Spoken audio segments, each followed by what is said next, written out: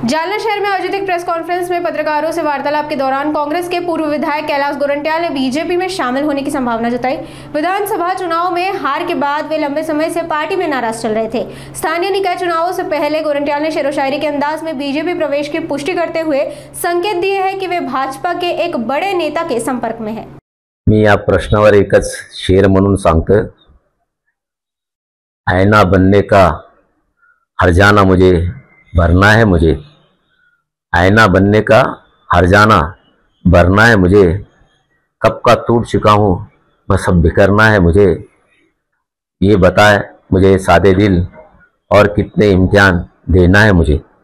आता मी माझ्या शायरी ज्याला कळतं त्याचा एक पूर्ण माझ्या मनाचे आता माझ्या मनात जे ओढत मी एक शायरीमध्ये सांगून दिलेला आहे तुम्हाला।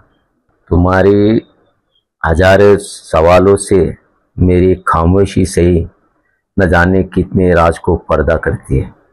न ते वेगळं बॉम्बस्फोट होता, त्या बॉम्बस्फोट असा होता की संगीता नगराध्यक्ष असताना भ्रष्टाचार असा खोतकरने जे केलं आहे तर ते असं आम्ही कोणी फॅमिलीवर जायचं नाही जायचं असं आमचं पण ठरलं होतं, पण त्याने माझी फॅमिलीवर अटॅक केलं तर माझ्याकडे फार प्रूफ आहे।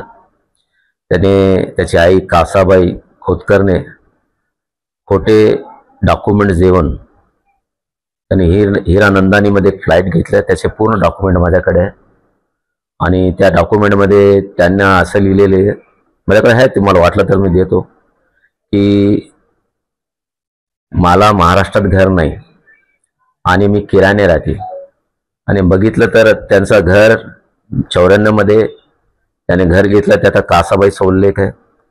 त्याने जे फॉर्म भरून दिला त्यात असं लिहिलं की मी भाडेकरू आहे, भाडेकर कोण वाडेकर आहे आणि माझी वार्षिक उत्पन्न 36,000 रुपये काही दाखवलं आणि जर बघितलं तर त्यांच्या 500 एकर शेती आहे आणि ह्या 36,000 रुपये वर्षाला उत्पन्न असताना मग हे हॉटेल दर्शनामध्ये पार्टनर कसे झाले। मला फॅमिलीबद्दल जायचं नव्हतं पण यांनी काढलं म्हणून मी पण काढतोय। माझ्याकडे फार आहे, त्याचा जावाई कोणत्या वर्षात क्रिकेट खेळला, 19 वर्ष एक 22 वर्षाचा असताना तो अंडर 19 खेळला, माझ्याकडे सर्व प्रूफ आहे। आता मी त्याच्या मागे लागणार आहे।